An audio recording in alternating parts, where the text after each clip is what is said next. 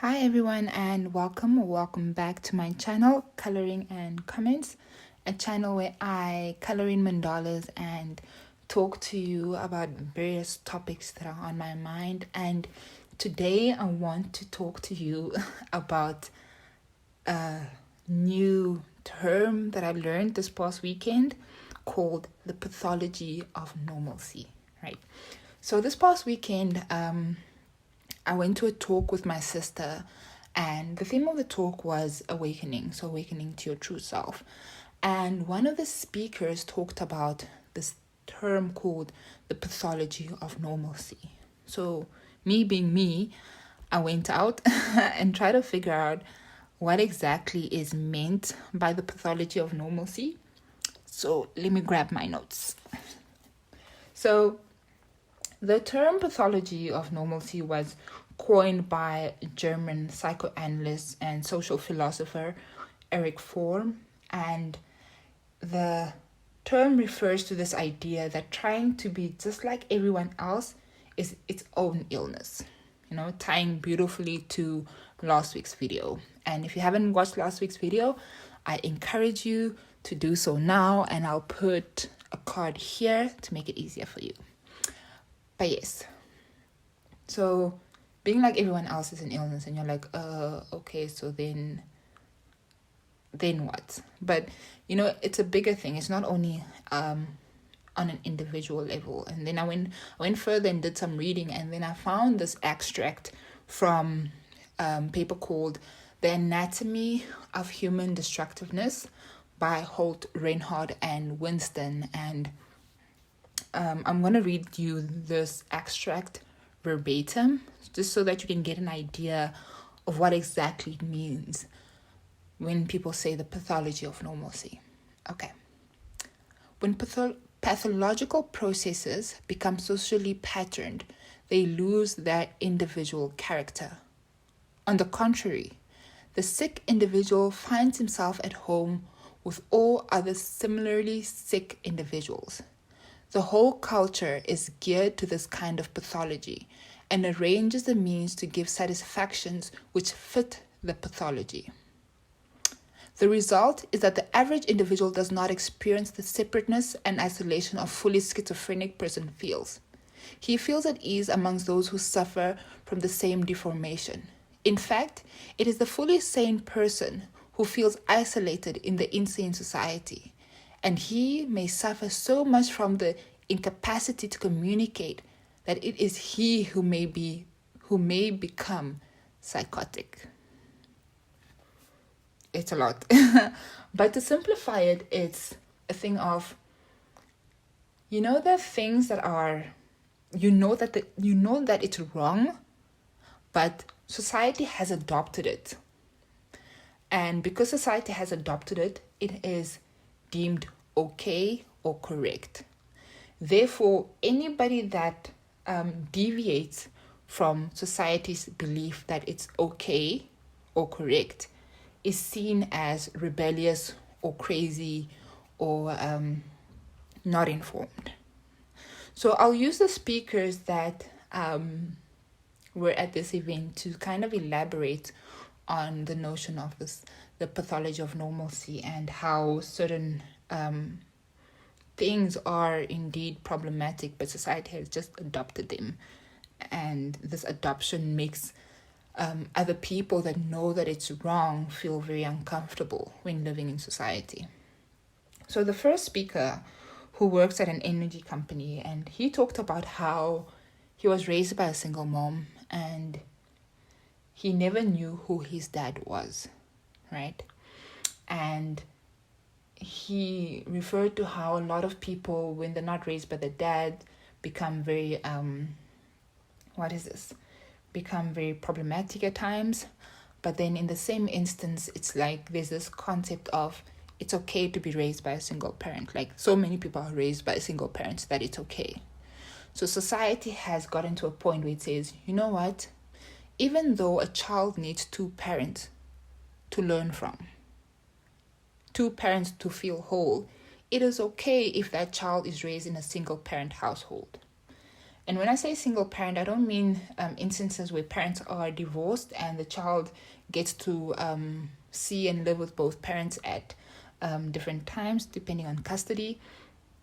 I'm talking about household with just that one parent with no contact with the other parent. Okay, so a lot of people have seen being raised in a single household as normal, where being raised with two parents is almost like not the norm. It's like when you hear a friend that has two parents at home, it's like they're a unicorn, because it's just not that common, which is a problem, right? I think you can see it. I think you can see where the pathology comes in. Like, it's not okay to raise a child with only one parent. And I'll speak from my own experience. So I was raised by a single mom, and I never knew who my dad was. I've never met my dad, and the only reason I know who he is because his name appears on my birth certificate. And I remember growing up, I would always feel very alone and isolated, because a lot of the people that I was surrounded with had both of their parents, knew both of their parents, engaged with both of their parents. And whenever I would speak to my mom about this, she would be like, no, but so many people are raised in single parent households and they do great and they're successful, and the list goes on. But that was not what I was trying to explain. What I was trying to explain to her what I was trying to articulate was that when you're raised by one parent, you immediately feel unloved. You feel unloved because you know that the other parent made a conscious decision to not be part of your life. So immediately you start feeling like there is something wrong or inherently wrong with you.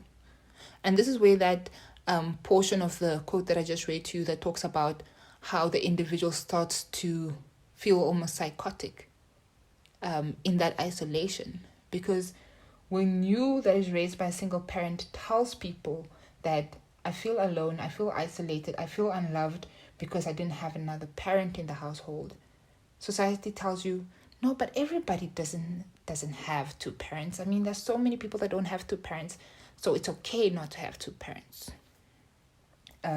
Which is very problematic, and again perpetuates that sense of isolation.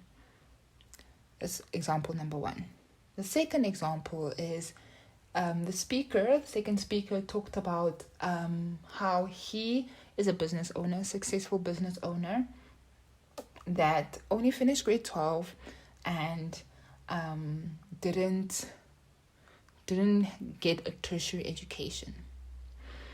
And here you might ask yourself, but there's no pathology with regards to education, but there is. And I'll explain. So if you ask anybody, how are you successful, or how can you be deemed successful?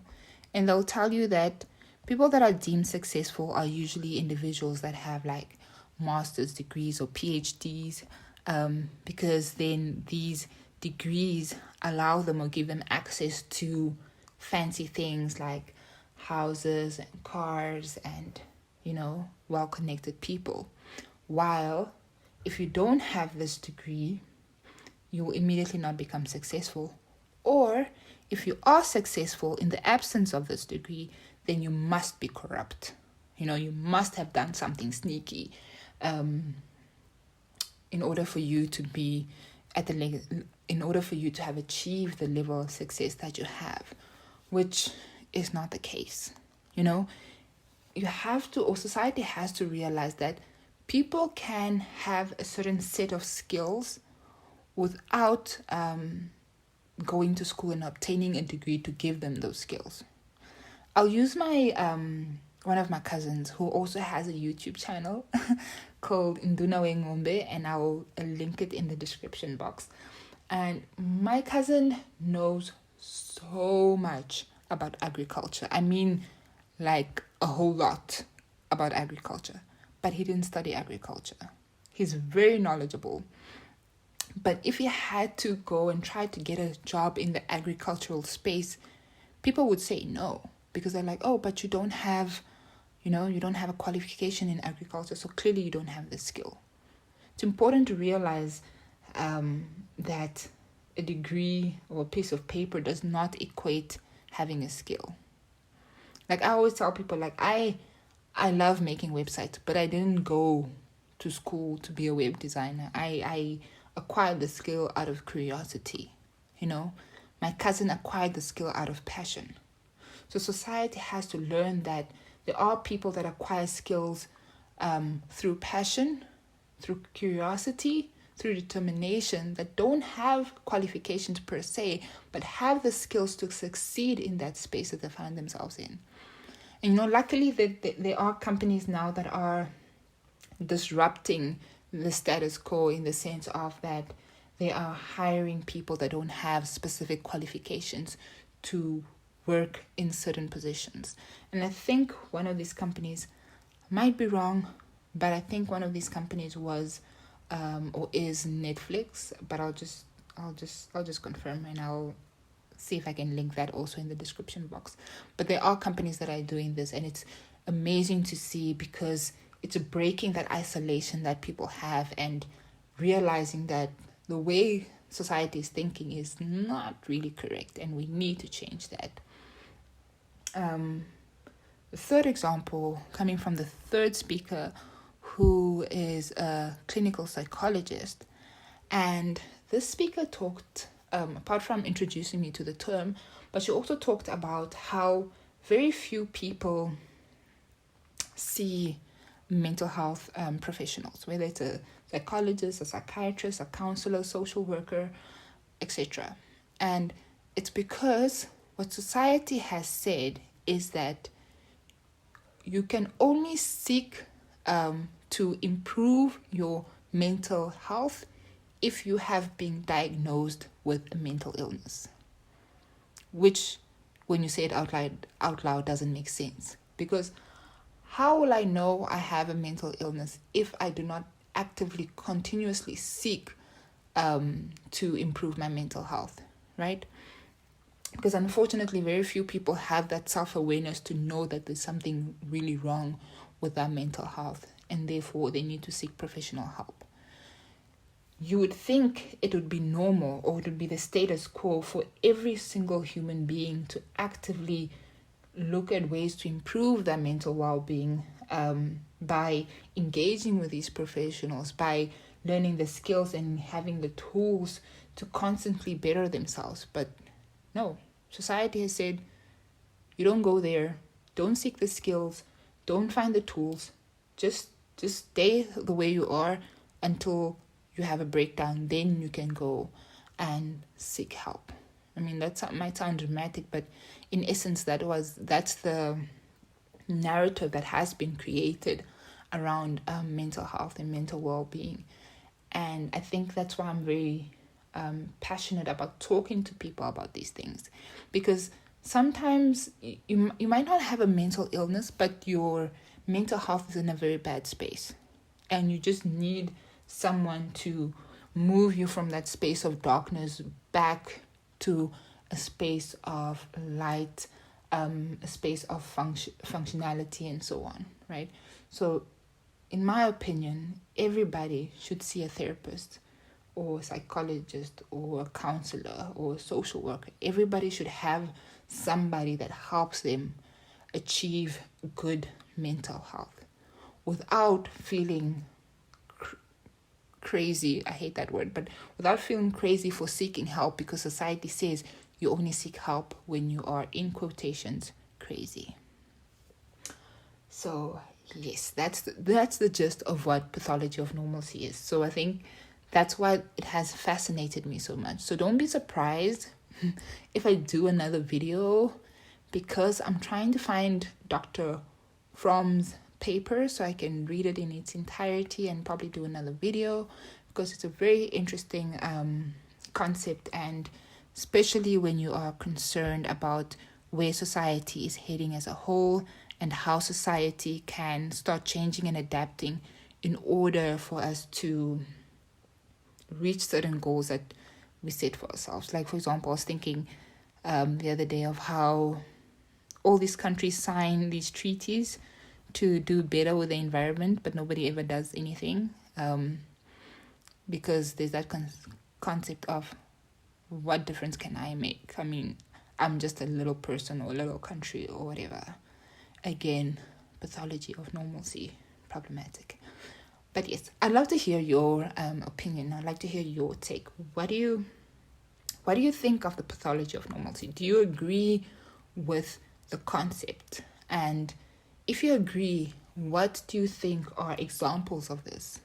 And if you don't agree, why don't you agree? Like, why do you think the concept is flawed, and how else can we better define and look at ways to improve society and how it looks at certain things?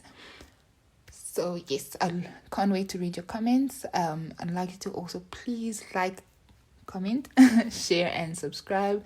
And may your day be colorful and wonderful. And I'll see you in the next video.